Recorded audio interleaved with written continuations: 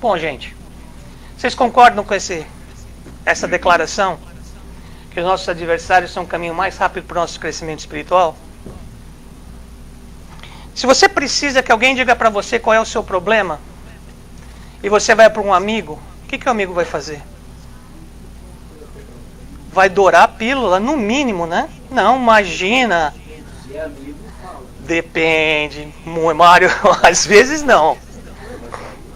Depende perfeito, depende do seu entendimento de amigo, mas a maior parte não vai falar. Quando um inimigo vai sentar a mão dizendo, cabe a gente saber interpretar, mas quem vai dizer exatamente qual é o teu problema, o que acha qual é o teu problema, é o teu inimigo. Portanto, ele não é mais inimigo, né? Ele é um caminho para você entender o que tem de errado, o que eu estou fazendo de errado. É a pessoa que tem mais crivo, que vai mais chegar para você e te dizer o que está acontecendo contigo. Ame os seus inimigos e ore por aqueles que o perseguem, para que você seja filho do seu Pai no céu. Se você ama apenas aqueles que amam você, que recompensa você receberá? E se você cumprimenta apenas seu próprio povo, o que está fazendo mais que os outros? Eu trabalho há 12 anos no atendimento fraterno, graças a Deus. E desses 12 anos, não tem um ano que não venham, pelo menos algumas pessoas, falar: eu vejo o Espírito, tira isso de mim. Como se fosse uma coisa que a gente ia fazer um passe de mágicas, pegar uma equipe espiritual elevada para pegar um espírito obsessor e levar ele para um canto e deixar ele lá e falar: daí você não sai.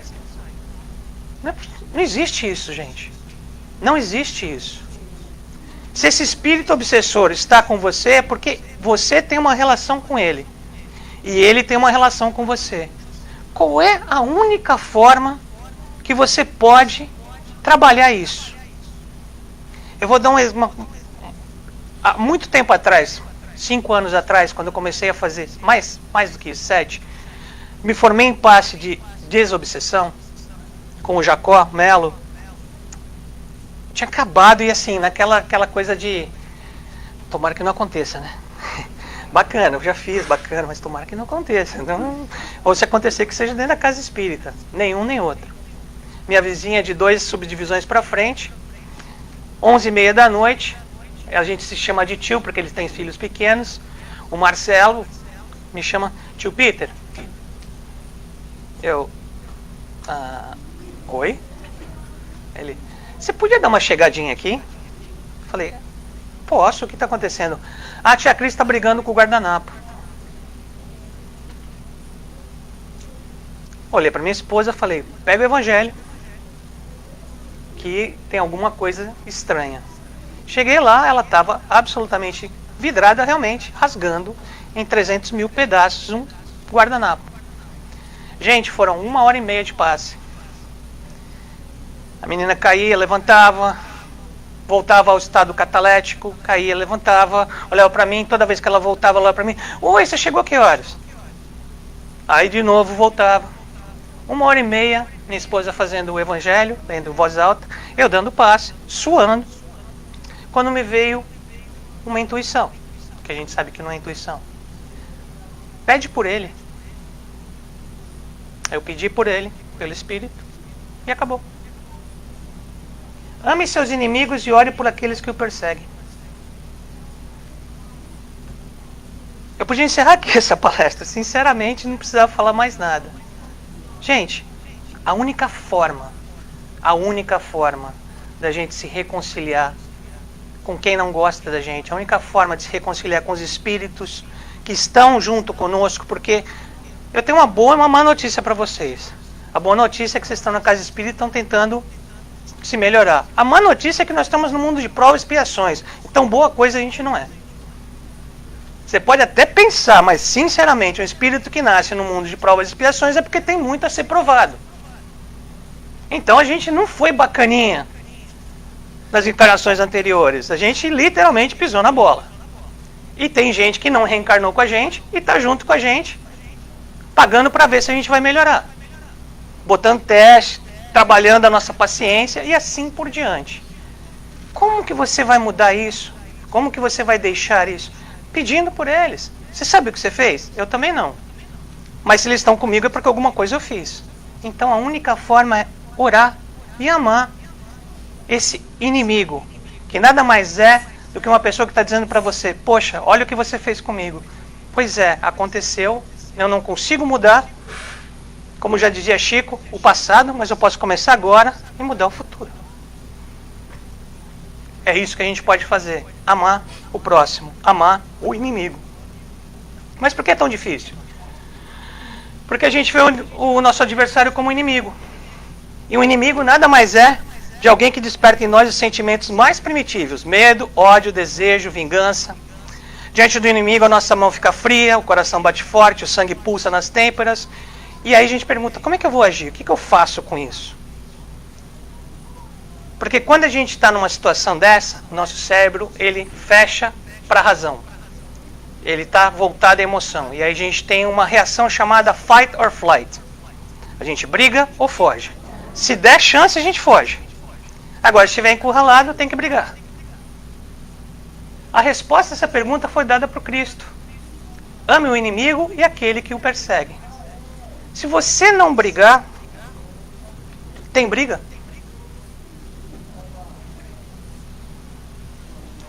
Até onde vai tua câmera?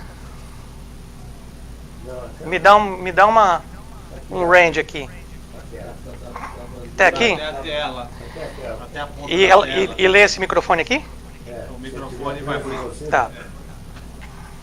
Eu tenho uma caixa aqui na minha mão. Ela é super bonita, bem embrulhada. Só que ela cheira mal. Bem mal. Ela faz tic-toc, tic-toc, tic-toc. Eu dou pra você. Você quer? Quando alguém te chama para uma briga, quando alguém te desafia, quando alguém te chama de alguma coisa, você fica brava, não fica? Você pegou a caixa. Você pegou a caixa. Por quê? Por que você pegou a caixa? Porque a gente não pensa, a gente não consegue fazer essa alegoria, a gente não consegue sair da gente e pensar que, poxa vida, está me oferecendo um presente que não é meu. Se você pega um presente que não é seu, o presente fica para quem está querendo dar para você. Não é seu. Não compremos as brigas que não são nossas. É fácil, gente? Não é não, mas é possível.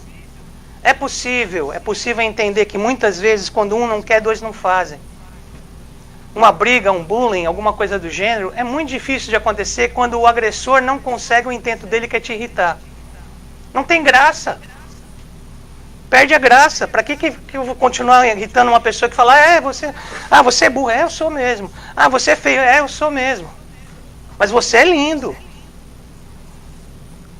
Não tem um jeito de continuar uma coisa dessa, mas a gente compra muito rápido a briga.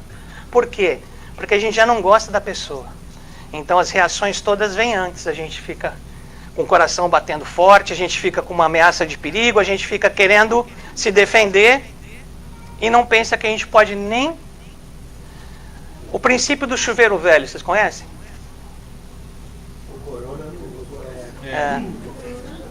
Chuveiro velho. Princípio do chuveiro velho. Eu nem ligo. E se ligo, nem esquento. Vamos usar o princípio do chuveiro velho, gente. Não ligo. E se eu ligar, não esquento. Não adianta. Não vou comprar tua briga. Compreendendo o que significa amar o inimigo. Quando alguém tem um inimigo, qual é a atitude que ele adota? A maior parte das pessoas permanece escravo do inimigo, mantendo permanentemente em seus pensamentos. Você tem uma conexão direta com essa pessoa, você não larga isso. Quem que está obsediando quem? Quem que está mandando energia para quem? Quem é que está chamando a encrenca? A gente mesmo. Porque você continua pensando na pessoa e mandando aquela energia ruim, você acha que vai voltar para você florzinhas, né? Energia em forma de flor, de pétalas de rosa. Não vai, gente. Não adianta. A sabedoria da proposta de Jesus é a libertação desses laços que nos ligam com os inimigos. Nós somos feitos de energia, gente. Nosso corpo é formado de átomo, um átomo é polarizado por energia. Põe energia negativa, você vibra energia negativa. Espírito é energia, gente. Você está com energia negativa, você acha que vai chegar espírito superior do teu lado? Não vai. E se chegar, você não consegue se comunicar. Você vai dar passagem a espíritos da mesma energia que você está vibrando. Então vamos cuidar disso. Vamos parar de dar tanto poder para a pessoa que a gente acha que é um inimigo. Porque na verdade ela pode ser um amigo. Ela pode ser uma pessoa que está dizendo para a gente qual é o nosso problema de verdade. A gente só tem que olhar, entender de outra forma. Quando Cristo pronunciou a expressão amar o inimigo, de fato ele ofereceu um caminho para o equilíbrio e para a serenidade. Para de se ligar em energias que não vão fazer bem para você. Porque quem vai, no final das contas, sofrer é você. Desejar mal, desejar que o outro morra, é você tomar um copo de veneno esperando que o outro morra. Não vai dar certo. Não vai dar certo. Perdoe os outros para que Deus possa perdoá-lo. Tem mais essa. Perdoai os nossos pecados. Como é que continua? Pois é, então se a gente não perdoa, a gente está dizendo, não perdoa meu pecado, não. Não é? Não é assim que a gente está dizendo? Tem gente que tenta deturpar um pouquinho. Perdoa os nossos pecados, mesmo que eu não consiga perdoar tanto o pecado do outro. Não é assim que foi colocada essa oração. Não adianta, porque não funciona. Nem a gente acredita nisso. Duas maneiras diferentes de perdoar, gente. Nobre e grande. Verdadeiramente generoso, sem pensamentos ocultos, o que evita delicadamente prejudicar a autoestima e a suscetibilidade do adversário, mesmo quando esse mesmo adversário não tem justificativa para seus atos. Gente, você pode passar 2 anos na minha frente tentando me provar que eu errei. Tentando me provar que o que eu fiz é errado. Tentando me provar que eu tenho um problema. Se eu não acho que eu errei, se eu não acho que o que eu fiz é errado, e se eu não acho que eu não tenho problema, eu não errei, eu não fiz nada errado e eu não tenho problema. Porque é a minha visão. Você não vai mudar a minha visão. Por que o Espírita fala tanto que assim seja? Se está assim nesse momento, não vai adiantar querer mudar. A gente só pode mudar a nós mesmos. Ao próximo é quando ele quiser mudar. Então, quando você chega num ponto em que você não pode mudar outra pessoa, seja delicado, seja generoso, entenda. O que é um chefe que pega no pé de todo mundo? É uma pessoa doente, gente. Uma pessoa que tem os seus próprios problemas que a gente nem sabe. Não fica mais fácil de entender esse cara? Não fica mais fácil de perdoar esse cara? Não fica mais fácil de levar a vida? Ele é o doente, não você. Não adoeça com ele. Não compra essa briga que não é sua. Não pega essa caixinha que não cheira bem. Condicional, quando alguém que foi ofendido ou pensa que foi ofendido, impõe condições humilhantes ao suposto adversário, fazendo sentir o peso do perdão, que só pode causar mais irritação ao invés de se acalmar. É o famoso se. Eu te perdoo se você nunca mais fizer isso. Te perdoo se você pedir perdão para mim, para a mamãe, para o papai, para o cachorro, para o papagaio, tudo se. O americano fala uma coisa muito interessante, porque se em inglês é but. E tem uma outra explicação para but. O americano fala, never expose your butt. Nunca use ele demais, porque senão o que acontece é que não tem mais utilidade, não tem mais o porquê. Então nunca coloque se, nunca coloque uma condição para você fazer. Se você quer fazer, faça. Mas não se você cumprir essa condição, essa e essa. Não funciona assim, gente. Reconciliação com seus adversários. Resolva a questão rapidamente com seu adversário. Faça isso enquanto ainda estiver no seu caminho. Ou seu adversário poderá entregá-la ao juiz. Juiz ao oficial. E você poderá ser jogado na prisão. Em verdade lhe digo que você não sairá até que pague o último centavo. Ou ceitil, como estava na tradução original. O que é isso? Muitas vezes você não consegue se reconciliar com a pessoa. Ou ela desencarna, ou ela vai para longe e você não tem mais contato com ela. E você continua se martirizando porque você não conseguiu resolver essa questão. Então quem é o juiz? Sua consciência. Quem te aprisiona? Você mesmo. Quando é que você sai da prisão? O que é pagar até o último centavo? Até onde você quer sofrer. Gente, dor é necessária. Dor tira a gente de ponto A a ponto B. Sofrimento é opcional. Até cair em si. Ao momento que você cai em si, você pagou o último centavo, você sai da prisão que você criou.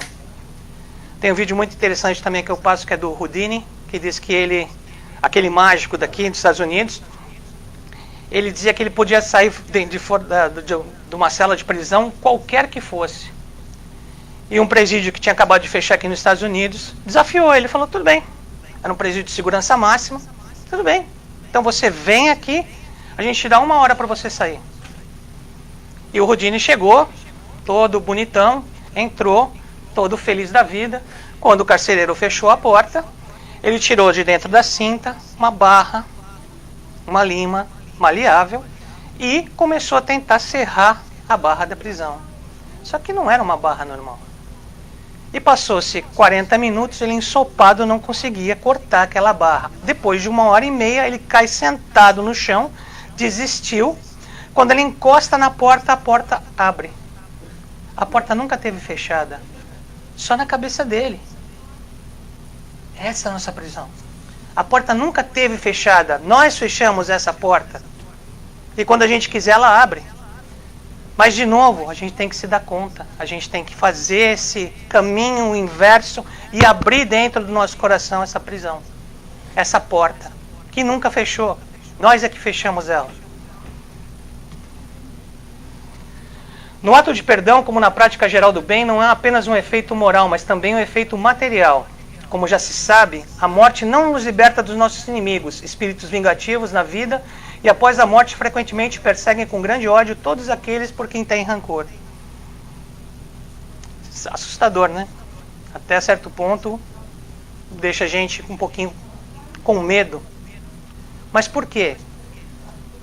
Porque a gente não sabe amá-los. Se alguém tem ódio de mim, eu não consigo devolver amor com ódio. Não é um oposto do outro. E não é a única maneira de resgate é você conseguir dar um pouco de amor para quem não tem nenhum. A gente tem que aprender a amar os nossos inimigos pelo que eles são. Se eles não te amam, aí é com eles. Você tem que fazer a sua parte. Então esses espíritos estão aí para te cobrar. Se você fez a sua parte, se você está consciente de que você fez o que você podia, está tudo bem. Não vou dizer que não vai acontecer nada, porque não tenho essa experiência, ou tenho essa experiência e não me lembro dela, mas não existe tantos relatos do que acontece exatamente quando a pessoa que fez o bem vai para o outro lado e tem espíritos que ainda são maus querendo esperá-la. Provavelmente, se ela fez muito bem, pelo nível vibratório dela, do espírito dela, os espíritos de baixa vibração não conseguem mais chegar tão perto. E tem uma capacidade maior de ser ajudado. Então depende da gente. É conosco, não é com os outros. Nós não temos que entregar os nossos sentimentos e o que a gente vai fazer, o nosso livre-arbítrio, em função do que os outros fazem.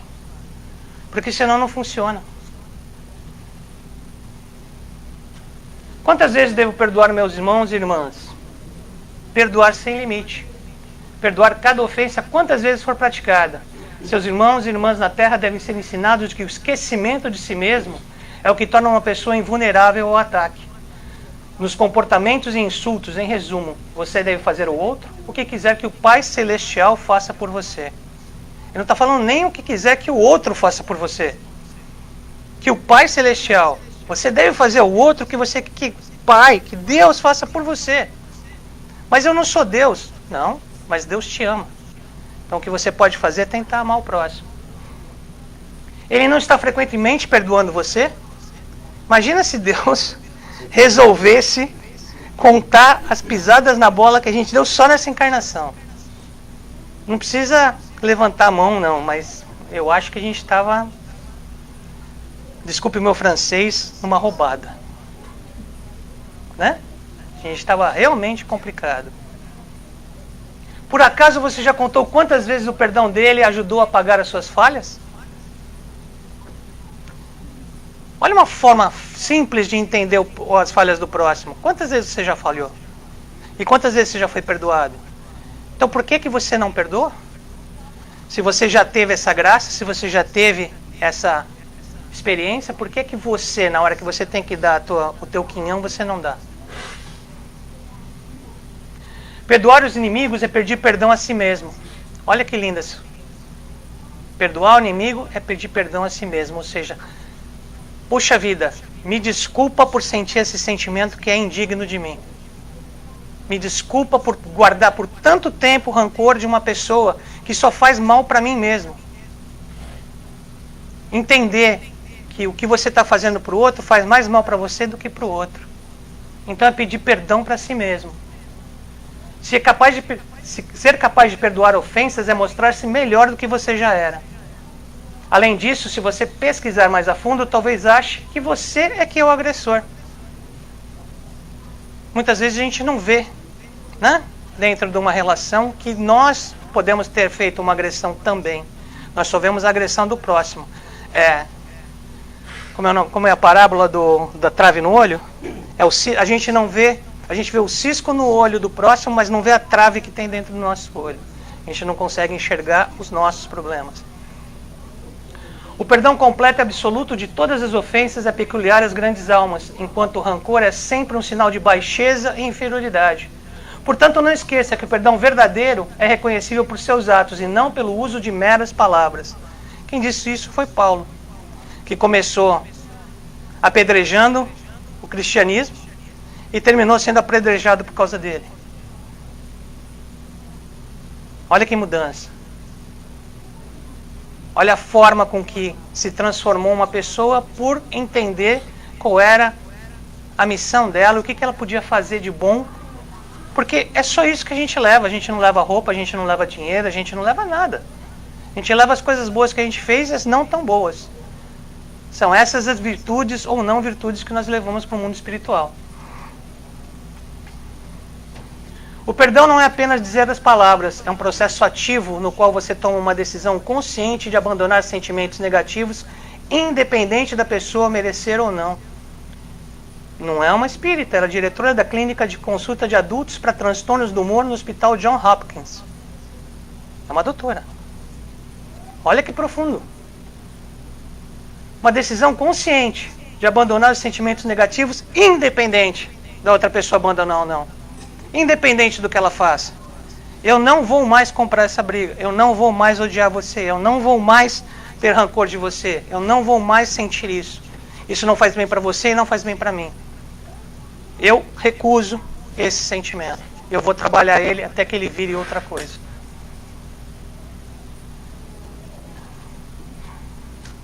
Estudos descobriram que o ato de perdoar pode ter enormes recompensas para a sua saúde, diminuindo o risco de ataque cardíaco, nível de colesterol. Ninguém tem problema de colesterol aqui, né, gente?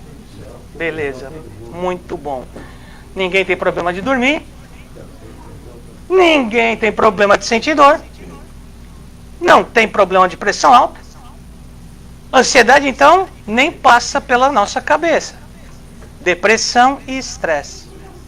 Só isso que o perdão faz, é só isso. Coisinha básica. Faz nada. Por quê? Porque a raiva crônica coloca você no modo de luta ou fuga, que resulta em inúmeras alterações na frequência cardíaca, pressão arterial e resposta imunológica. Você se autoderruba através do seu sentimento. Essas mudanças aumentam o risco de depressão, doenças cardíacas, diabetes, entre outras condições. Doenças psicossomáticas. Tem uma lista bacaninha para ver. E tudo isso a gente pode causar na gente mesmo por não cuidar do nosso pensamento e do nosso sentimento. Entenda o seguinte, gente, quando você sente alguma coisa, você sente medo. Você produz adrenalina dentro do seu corpo. Essa é a reação do seu corpo, né? O seu espírito manda uma mensagem, manda um sentimento, o teu corpo interpreta como medo e libera adrenalina. Se você sente medo 24 horas por dia, 7 dias na semana, você fica doente. Se você sente medo 1 hora por dia, durante 2 anos, você fica doente. Se você sente medo 10 minutos por dia, durante 10 anos, você fica doente. Isso eu estou falando de medo e raiva. Inveja. E outros sentimentos. A hora que nosso corpo tem uma overdose, nada mais que mais química do que deveria ter, ele vai escolher um órgão que esteja mais vulnerável e vai atacar. E aí a gente fica doente. Porque a gente não conseguiu entender aquele sentimento e não conseguiu trabalhar dentro da gente. Seria muito simples se a gente conseguisse, num passe de mágica, fazer tudo isso. Mas são 85 mil pensamentos por dia. Para controlar, fica bem complicado. Mas a gente tem que tentar entender, mudar o foco em cima da pessoa que vem te atacar. Ou ela é um doente, ou ela está te ajudando.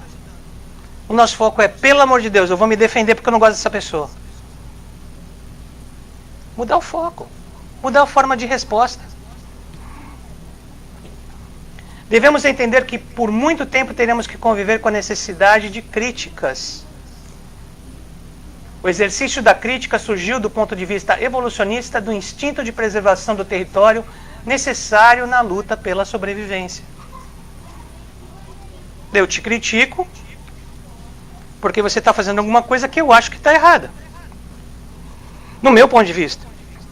Mas aí a gente pode ficar o resto da vida discutindo sobre o mesmo ponto de vista, porque o meu é diferente do seu. Vale a pena? Jesus fala da necessidade de perdão para o bem daqueles que se sentem ofendidos.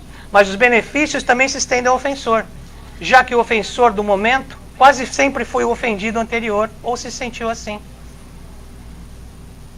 É uma coisa que nunca para.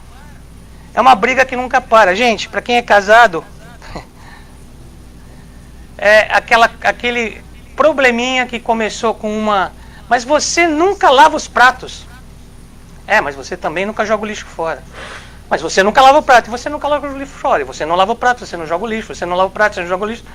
Você vai continuar lavando o prato, você vai continuar jogando o lixo. Mas você vai discutir por isso o resto da vida. É uma opção. Não sei se tem alguma utilidade, mas é uma opção. Isso é só uma coisinha pequena. Quantas coisas grandes a gente faz com isso? Quantas disputas grandes a gente tem com relação a isso? Isso é só um exemplo pequenininho. Olha só o que a gente pode fazer muito mais em cima disso. Gente, se a gente colocar no exterior a capacidade de controlar o nosso sentimento, é que nem a história do fazendeiro, que tinha dois grandes orgulhos na vida. O cavalo de raça que ele tinha e o filho dele. Deu uma tempestade, o estábulo abriu, o cavalo de raça fugiu. E ele ficou deprimido. Perdi meu cavalo de raça. Meu Deus do céu. Por que você fez isso comigo? Era tudo que eu tinha. Era o meu proud and joy. Como que acontece isso? 2 dias depois, o cavalo de raça volta com outro alazão selvagem. E o fazendeiro fica exuberante. Agora eu tenho 2 cavalos maravilhosos. Todos os peões da fazenda tentaram domar esse cavalo. Até que um dia o filho do dono fala, eu vou domar esse cavalo. Sobe no cavalo, o cavalo derruba ele no chão, dá uma patada, quebra o pé dele, ele fica aleijado para o resto da vida. E o fazendeiro volta a ficar deprimido, porque o filho dele, a paixão da vida dele, agora está aleijado por culpa dele, que não conseguiu falar para ele não suba no cavalo. O país que o fazendeiro mora entra em guerra. E aí vem o exército convocando todos os jovens de todas as fazendas para lutar na guerra. Como o menino agora é paralítico, ele não pode lutar na guerra. E o fazendeiro de novo está feliz, porque meu filho não foi para a guerra. Qual é a moral da história, gente? A vida de seu fazendeiro é uma montanha russa. Porque ele fica feliz ou triste com coisas externas. E as coisas externas sempre vão mudar. A nossa felicidade tem que depender do como a gente vê as coisas externas, como a gente encaixa elas, como a gente trabalha com elas. E não como elas atingem a gente deixa, a gente reage. Que me desculpe quem gosta da música, mas deixa a vida me levar, a vida leva eu, tá errado. Tá errado. Não deixa a vida te levar, não. Dá rumo para a tua vida, dá norte para a tua vida, dá direção para a tua vida. Porque se você não fizer isso, a tua vida te leva mesmo. E existe um ditado espanhol muito interessante. Aquele que saiu de casa sem rumo já chegou. Você pode estar 2 passos fora da sua casa, você já chegou, você não tem rumo. Você não sabe para onde você vai. Ou você é levado por alguém que quer te levar para algum lugar, que interessa para ele e não para você, ou você para em qualquer lugar e não sabe o que você vai fazer. Não deixa a vida te levar. Vamos ser mais do que isso, vamos pensar mais do que isso, vamos entender mais do que isso. O nosso adversário é o nosso amigo, que pode ser doente, pode ser o que quer que seja, mas ele é o nosso amigo, que precisa de ajuda. Não que precisa que a gente afaste ele da gente. Para terminar, eu tenho um videozinho muito bacana que eu acho que vai exemplificar o que a gente falou até agora.